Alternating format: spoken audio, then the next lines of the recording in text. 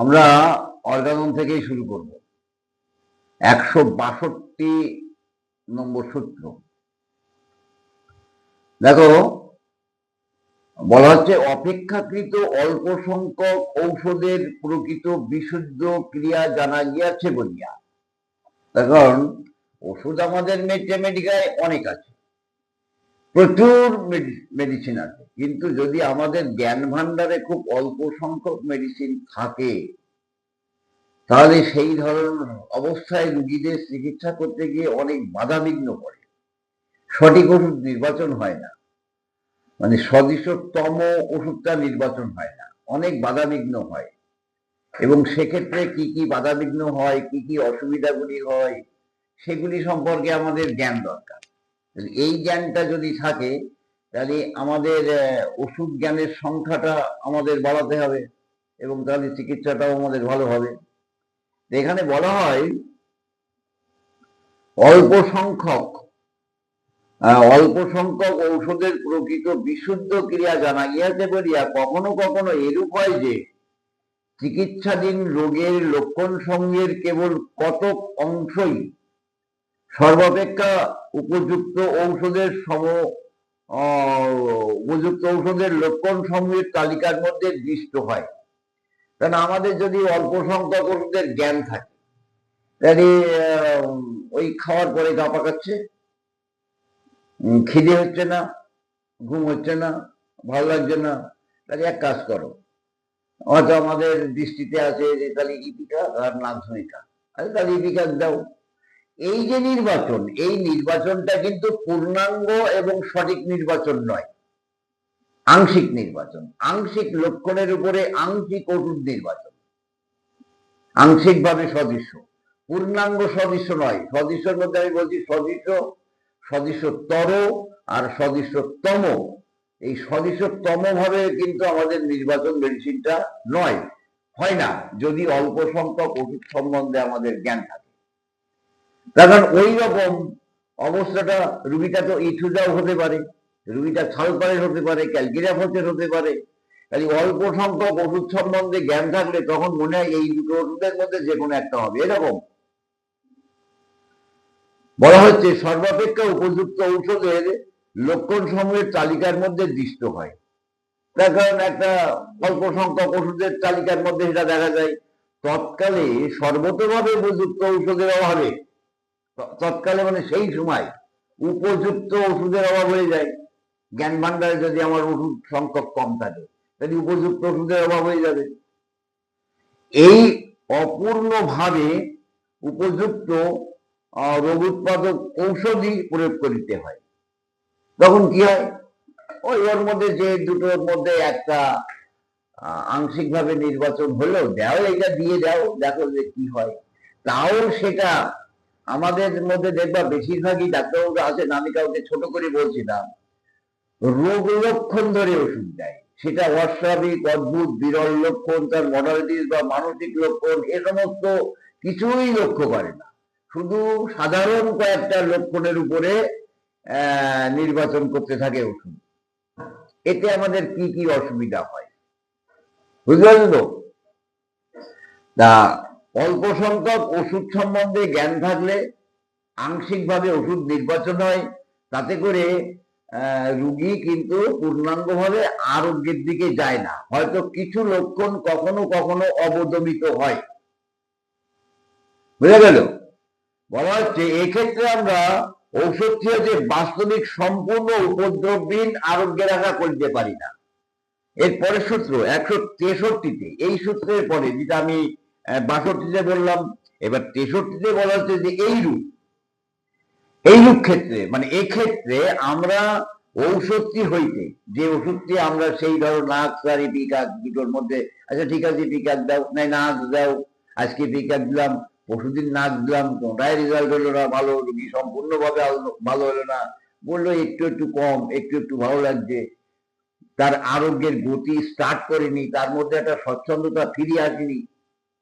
বলছে এইরূপ ক্ষেত্রে আমরা ঔষধটি হচ্ছে বাস্তবিক সম্পূর্ণ উপদ্রবহীন আরোগ্য আশা করিতে পারি না। যদি আংশিকভাবে ওষুধ নির্বাচন হয়, আর ওষুধের জ্ঞান যদি আমাদের জ্ঞান ভান্ডারে ওষুধের জ্ঞান কম থাকে, তাহলে যে ওষুধগুলি আমাদের নির্বাচিত হয় সেই ওষুধ দিয়ে কিন্তু আমরা পূর্ণাঙ্গ রোগীর আরোগ্যের আশা করতে পারি না।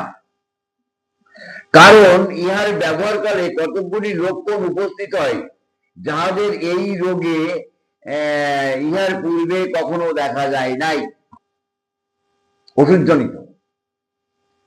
এই ধরনের আংশিক নির্বাচন হলে কি হয়, বা সম্পূর্ণভাবে নির্বাচন না হলে কি হয়, তখন রুগী তো সামান্য একটু কম কম মনে হচ্ছে, কি হচ্ছে না, এ তো হচ্ছে। আর এছাড়াও নতুন নতুন লক্ষণ কিছু এসে উপস্থিত হয়, নতুন লক্ষণ যা ওই রুগীর দেহে পূর্বে কখনো ছিল না। বোঝা গেল? আচ্ছা, তাহারা ওই অসম্পূর্ণভাবে উপযুক্ত ঔষধের অতিরিক্ত লক্ষণ, অসম্পূর্ণভাবে যে প্রয়োগ হলো তার অতিরিক্ত লক্ষণ, ঔষধজনিত অতিরিক্ত লক্ষণ। ওখানে তো সিমিলিয়ার সিমটমস পাচ্ছে না, শরীর অভ্যন্তরে সিমটমস না থাকলে ও কি করবে? ও গিয়ে তো ওর মতনই তখন ও তো যুদ্ধ করার জায়গা পাবে না, বাংলা কথায়, তখন ওর মতন লক্ষণ প্রকাশ করবে। তাই বলা হচ্ছে এই ধরনের অবস্থায় যখন উপদ্রব যুক্ত সঠিক ট্রিটমেন্ট হয় না, তারা ওই অসম্পূর্ণভাবে উপযুক্ত ঔষধের অতিরিক্ত লক্ষণ, অসম্পূর্ণভাবে উপযুক্ত মানে সম্পূর্ণভাবে উপযুক্ত নয়, অর্থাৎ অনুপযুক্ত ঔষধের অতিরিক্ত লক্ষণ, এই ঘটনা কিন্তু কোন রকমেই রোগের অধিকাংশকে ব্র্যাকেটে বলছে রোগের যে সকল লক্ষণ ঔষধের লক্ষণের সদৃশ তাহারই আগে ঔষধ কর্তৃক দূরীভূত হইতে বাধা দেয় না। বলা হচ্ছে এই ঘটনা কিন্তু কোন রকমেই রোগের অধিকাংশকে ঔষধ কর্তৃক দূরীভূত হইতে বাধা দেয় না। তার মানে ঔষধ দ্বারা কিছু কমবে, যে আংশিক নির্বাচন হচ্ছে সেই আংশিক কিছু কমবে, কিছু কমবে না তা নয়, কিন্তু অতিরিক্ত লক্ষণ উৎপন্ন করবে। মানে কোনো কিছুই যে কমবে না তা কিন্তু নয়, অ্যাক্সেসরি সিমটমস তৈরি হলো কিছু, তাতে আরোগ্যের বাধা সৃষ্টি করবে না। আমার পরবর্তীতে মেডিসিন আমাদের যা আসবে তখন তাই চিন্তা ভাবনা করতে হবে। বলা হচ্ছে তার দ্বারা আরোগ্যের উত্তম প্রারম্ভই সূচিত হয়, কিন্তু তথাপি ইহা ওই সকল অতিরিক্ত লক্ষণ ব্যতীতও হয় না।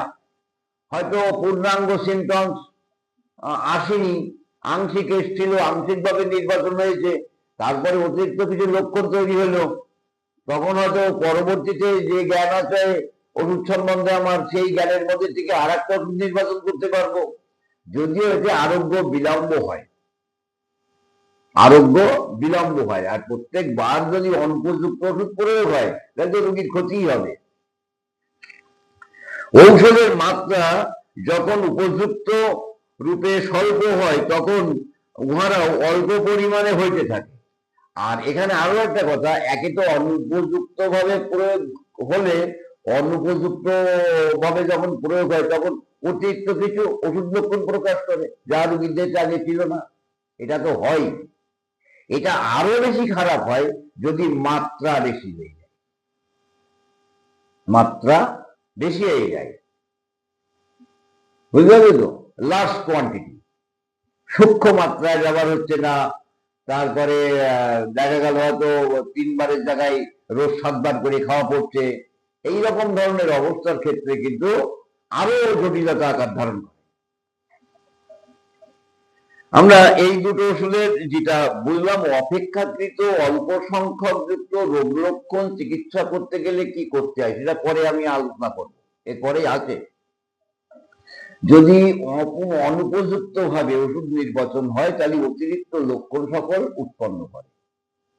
হ্যাঁ, যদিও পরবর্তীতে নতুন মেডিসিন নির্বাচন করে ট্রিটমেন্ট হতে বাধা দেয় না, কিন্তু এখানে আরো বেশি রোগীর ক্ষতি হয় যদি রোগীর মাত্রা বেশি হয়ে যায়, তাহলে আরো বেশি ক্ষতি হয়।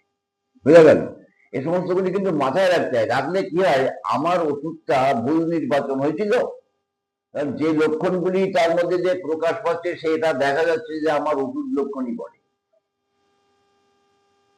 এবং আমার ভুল ত্রুটিগুলি আমি তখন ধরতে পারবো এবং আমি পরবর্তীতে সংশোধন করার চেষ্টা করতে পারবো যে এই নির্বাচনটা আমার সঠিক হয়নি। তখন কেস রেকর্ডটা আমরা দেখতে পারবো যে আমি কোন কোন লক্ষণের উপরে ওষুধ দিয়েছিলাম, আমি কি রোগ লক্ষণের উপরে ওষুধ দিয়েছিলাম, না অস্বাভাবিক অদ্ভুত বিরল লক্ষণের উপরে, বা তার চরিত্রগত মানসিক লক্ষণ বা দৈহিক লক্ষণ বা মডালিটি ইত্যাদি কিসের উপরে নির্বাচন করেছিলাম আমি। বুঝা গেল? যার কারণে কেস রেকর্ডটা তোমাকে করতে হবে, আর সবসময় চেষ্টা করতে হবে ওষুধ নির্বাচন যেটা আমি করব সেটা সদৃশতম হবে, এবং সবসময় সেই 100 মনে হয় 53, 54, 55, 56 মধ্যে আলোচনা করাতে অস্বাভাবিক অদ্ভুত বিরল অসাধারণ পরিচায়ক লক্ষণ, মানসিক লক্ষণ, মডালিটিস, এই সমস্ত সিমটমস এর সাথে তোমাকে সিমিলিয়ার করতে হবে। বুঝা গেল? যেমন মনে করো আমার প্রচুর প্রস্রাব হচ্ছে, আমি হয়তো তোমাকে খানিকটা আগে আলোচনা করছিলাম যে প্রচুর প্রস্রাব আর প্রচুর পিপাসা, তাহলে এখানে কি রোগ হয়েছে এটা দরকার নেই। এখানে যে অবস্থাটা, যে ক্ষেত্রটা নিয়ে আলোচনা করেছিলাম, সেই ক্ষেত্রতে যে আমি অ্যাসিটিক অ্যাসিডের কথা বলছিলাম, তাহলে আমি চয়েস করবো, কিন্তু শুধু প্রচুর প্রস্রাব হচ্ছে, নেও তাহলে প্রস্রাব এক্সামিন করো, এ করো, তা করো, রাম করো, শ্যাম করো, যদু করো, মধু করো, তাহলে প্রচুর প্রস্রাব, ওই প্রচুর পিপাসাটা ধরলাম না, দুটো সংমিশ্রণ করলে তো আমার একটা ওষুধের চিত্র হয়। তাহলে তার সুগার হয়েছে কি ডায়াবেটিস ইনসিপিটাস বা ডায়াবেটিস মেলাইটাস, সে করি দিয়ে আমার নজর করার দরকার পড়ে না। তাহলে ওষুধকে নির্বাচন করতে গেলে আমাদের নির্বাচনটা সবসময় করতে হবে সদৃশতম, আর মাত্রা হবে সূক্ষ্ম। আর নির্বাচন করতে গেলে লক্ষণগুলি আমাদের অস্বাভাবিক অদ্ভুত বিরল মানসিক লক্ষণ, পরিচয়ক লক্ষণ, বিস্ময়কর লক্ষণ যাকে বলা হয়, এই জাতীয় লক্ষণগুলি সংগ্রহ করতে হবে, করে ওষুধ নির্বাচন করতে হবে। ঠিক আছে, রাখো এটা।